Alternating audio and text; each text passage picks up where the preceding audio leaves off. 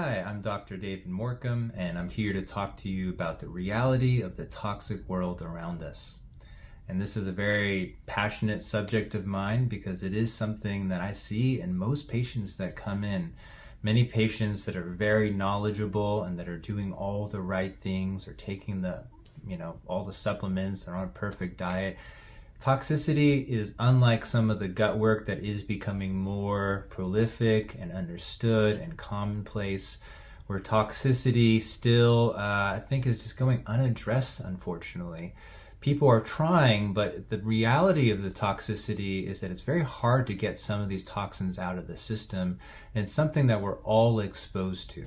So the average American female is exposed to over 300 chemicals every day. Men are about half. And a lot of these are fat soluble, and they go into the tissues, into the cell membranes, into the mitochondria themselves to cause dysfunction. And what's one big thing of fat? Our brain. So a lot of it goes into the nervous system. Many of these toxins, like heavy metals or mercury from our fish, or the xenoestrogens and plastics and other environmental pollutants, or the mold toxicity that is more prevalent than you would think. These things just cause a lot of oxidative stress in the body, and they just damage our cells and our body and our brain and our tissues. And they create a lot of inflammation, and they poison the mitochondria energy factories themselves. And so these toxins are hidden deep into the tissues, inside the cellular membranes of the mitochondria and the cells. And so they don't just come out very easily. Even, again, with good diet and even taking a lot of supplements and things, a lot of them are just very ineffective and they don't work very well. There are things like IV therapy that's been used for a long time, but there is a lot of downsides of that. One, the expense and inconvenience, but also that it's a little dangerous when you try to mobilize so much all at once, and a lot of it can just get redistributed throughout other systems of the body. And so this is why I'm so thankful for the development of advanced liposomal nanoparticle technology. A liposome is a little fat sphere, a little bubble where the medicine goes inside. Nutrients, supplements, herbs, all can go in there. And they put sound waves or vibration through it to turn them into nanoparticles. So they become really, really small. Many of these are liquids where we put it under our tongue, we hold it there for a minute or so, and it goes directly into the bloodstream. But even better, it goes into the cells, it goes into the tissues themselves, where these toxins are hiding, but also to get nutrients into the cell in a really bioavailable manner. So a liposomal nanoparticle of a good quality is almost 600% more bioavailable than even a sublingual counterpart of the same herb or nutrient. That's huge, 6 times more bioavailability. And so really what this allows for in regard to the toxicity is that these substances we can use to go into the cellular membranes to be able to bind and neutralize these toxins, to be able to process them and get them out of the cells, process it in the blood, move it into the liver, metabolize it, push it out of the bile, where all these toxins come out through the bile. This is called toxic bile. And this is the vehicle for toxins to leave the system. The problem here as well is that even if you can get it through the liver and it's starting to break it down, 80% of toxins, once they're dumped from the liver into the gut, are reabsorbed. And so it goes back into the bloodstream. The liver has to do all this work again and secretes it out of the bile again. And it just repeats over and over. So some of these toxins, like many of these metals and mold especially, is just very, very long half-lives. You can go decades, and the mold and mercury you're exposed to 10 years ago, 20 years ago is still there because it's inside the tissues themselves. And why this is confusing is because toxins create so many dysfunctions throughout the rest of the system.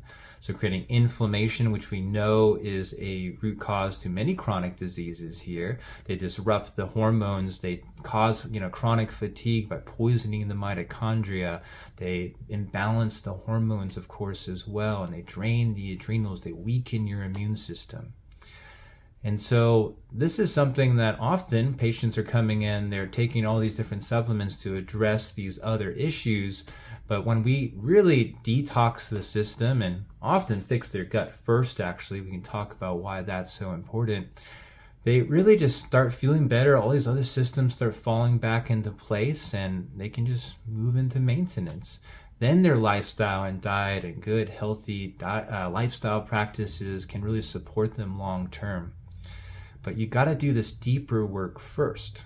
I think gut knowledge and gut restoration is much more common these days, but even gut issues are often secondary to toxicity. And so these toxins come out of the liver through, again, that toxic bile, and that creates a lot of irritation and inflammation into the gut.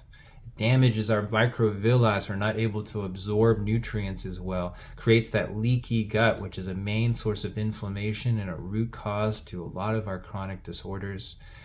And a lot of times we fix the gut, we pair and take all the probiotics and L-glutamine, aloe vera to heal up the gut. But if you don't detox the system, a lot of that's just going to get damaged again. Also, the toxins are immunosuppressive, and so a lot of times say there is a candida or bacterial overgrowth.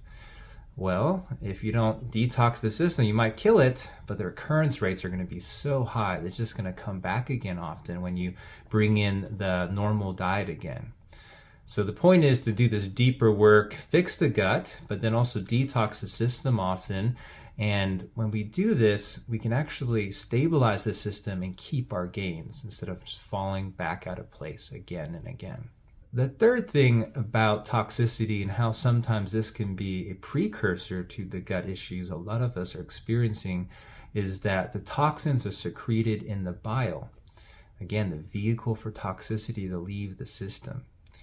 But these toxins here really can start causing the sludge of the bile and really cause a lot of liver gallbladder stagnation. And when that happens, gallstones can form in the more extreme stage of things, but it also just can slow down your bile secretion.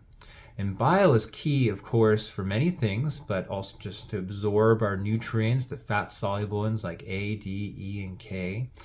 But it also pushes a lot of the bacteria and fungus that's not supposed to be in our small intestines and keeps it in the large intestine, in the colon. So when we don't have all this bile flow, a lot of this bacteria and fungus starts kind of transversing and traveling up into the small intestine. That's where we're supposed to be breaking down in foods and absorbing our nutrients. And so this is why we have so many cases of small intestinal bacterial overgrowth or fungal overgrowth, SIBO or SIFO. And so, again, a lot of times we can kill things off, we can replace the digestive secretions, we can re-inoculate with the good healthy bacteria, we can repair the lining of the gut, we can balance the nervous system and strengthen our vagus nerve. These are all part of something called the 5R framework of gut restoration. But many times people that have already done a lot of these things and they're still having issues, there's some kind of toxicity going on that's related and connected to this. So the fourth way that toxins can really contribute to continued gut issues even after doing all this gut work is that many of these toxins will poison the vagus nerve and inhibits it from doing what it's supposed to.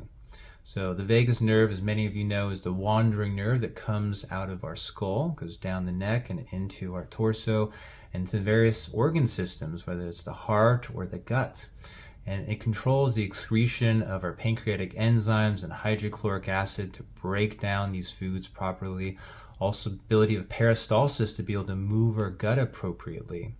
And so say we kill off all this fungus and bacteria, but we don't actually get the mercury out or strengthen the vagus nerve again, our digestion will still be slow, and when eating these foods, they're not being broken down. They feed more of this fungus and bacteria again.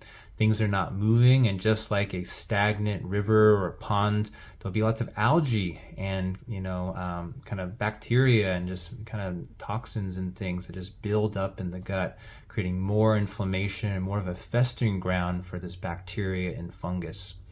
So this is why it's so important that we do usually fix the gut first and foremost in many cases, to strengthen our ability to absorb all the nutrients from all the foods we're eating, all the supplements we're taking. So it's the biggest bang for the buck to a lot of times start and lower inflammation in the system. But if you don't do the detox and the liver work here, a lot of times, a lot of the gut issues regress and you have to redo the work. So it's important to, when you're feeling better, just take it one step further and just make sure you're really addressing all the sources of inflammation in your system. And toxicity, again, is just a really, really big one.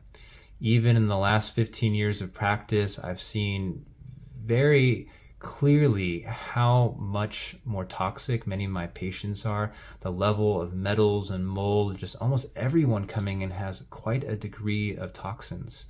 And not everyone is sick. A lot of people can handle these exposure to certain toxins and a certain amount of them, but definitely many people have genetic problems and issues to why they can't break down those toxins. And so this is why we do a lot of genetic analysis here at Integrative Wellness FX. We're able to really look at all the pathways of detox, but also how we make neurotransmitters, how we make hormones, how we react to various different foods like gluten and dairy, our risk of various diseases like Alzheimer's, etc. And we can really then individualize therapy very specifically for each individual. We can unlock a lot of these pathways that were causing dysfunction. One, to get people feeling better, when we're actually in an active protocol, but more importantly, when we actually put them into maintenance and they're feeling better, we can put them on a maintenance protocol, a real simple one that just keeps their pathways open to prevent them from building up in all these toxins and oxidative radicals and damage again. So, really the field of nutrigenomics is rather new, and I do feel that it's helpful, but at the same time, our genetics are not everything. That's only about 20% of the picture. And that's someone that specializes in nutrigenomics saying that. Really, our epigenetics of what we think and we feel and toxins we're exposed to, the actual inflammation in our body, to the various systems that are out of balance, those things are much more important when we're talking about health. They help control the expression and inhibition of the various genes that we're working with.